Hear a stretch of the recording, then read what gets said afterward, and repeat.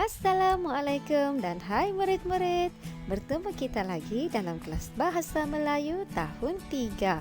Tajuk kita pada hari ini ialah suburnya pandan dan aktiviti kita adalah menggunakan kata adjektif mengikut konteks.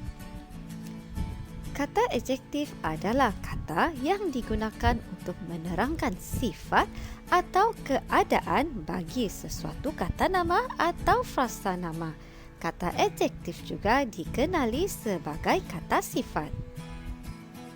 Terdapat beberapa jenis kata adjektif. Pada hari ini fokus kita adalah kepada 3 jenis kata adjektif.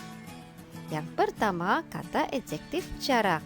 Kata adjektif jarak adalah perkataan yang memberi pengertian ruang antara dua benda atau keadaan sebagai penerang kata nama. Contoh kata adjektif jarak ialah jauh, dekat, hampir, nyaris. Contoh ayat, kedai itu dekat dengan sekolah. Rumahnya jauh di kawasan pedalaman. Kata adjektif yang seterusnya adalah kata adjektif perasaan. Ia terdiri daripada perkataan yang memberi pengertian konsep perasaan sebagai penerang kata nama dan diikuti oleh kata sendi nama. Contoh kata adjektif perasaan ialah suka, berani, rindu, benci, kasih, gembira. Contoh ayat, dia amat rindu akan ibunya. Leopold, seorang budak yang berani. Seterusnya adalah kata adjektif panca indera.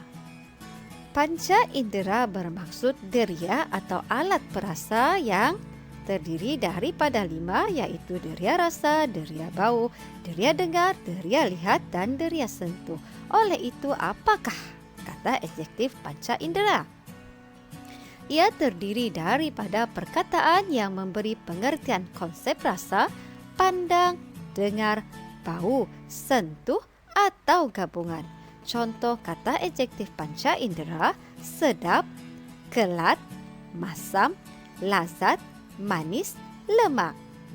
Contoh ayat, buah jambu itu sangat manis. Suara Yunis sungguh merdu. Mari kita sama-sama teliti gambar yang terdapat pada paparan. Situasinya ialah Encik Salim telah menziarahi rakannya di Kampung Rahmat, Kulai Jaya, Johor. Encik Salim kagum akan tanaman pandan di ladang kelapa sawit kepunyaan rakannya. Mari sama-sama kita kenal pasti kata adjektif yang terdapat pada paparan ini. Bagaimanakah pendapatan tanaman pandan Encik Latif? Tanaman ini amat menguntungkan. Petani dapat menambah pendapatan daripada hasil kelapa sawit dan pandan. Tanaman pandan agak rapat untuk mengelakkan pertumbuhan rumput.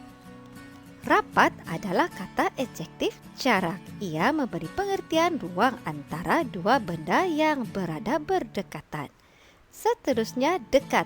Dekat juga adalah kata adjektif jarak. Licin. Licin adalah kata adjektif panca indera. Ia menerangkan konsep sentuhan.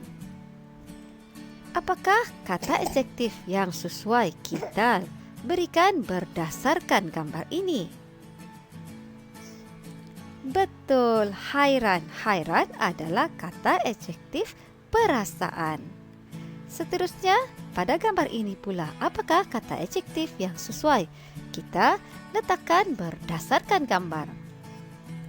Tepat sekali, kanak-kanak itu kelihatan gembira.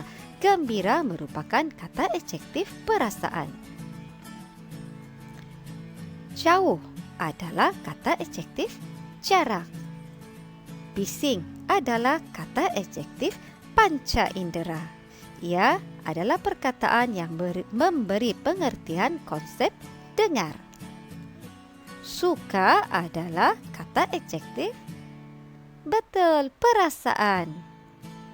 Wangi adalah kata adjektif.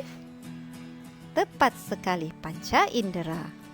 Hampir adalah kata adjektif. cara. Kesat adalah kata adjektif panca indera. Ia memberi pengertian tentang konsep sentuhan. Cantik adalah kata adjektif panca indera.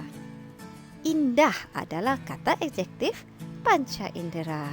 Tahniah murid-murid, kita atau kamu telah berjaya mengenal pasti kata adjektif yang terdapat pada paparan. Aktiviti kita yang seterusnya adalah pada muka surat 53, buku aktiviti Bahasa Melayu Jilid 2. Lengkapkan karangan dengan menggunakan kata adjektif. Sebelum kita menulis karangan, mari kita perhatikan gambar satu demi satu dan kita cuba senaraikan kata adjektif yang telah diberikan. Dalam gambar pertama, kata adjektif yang diberikan ialah seronok. Seronok merupakan perasaan. Oleh itu, ia adalah kata adjektif perasaan.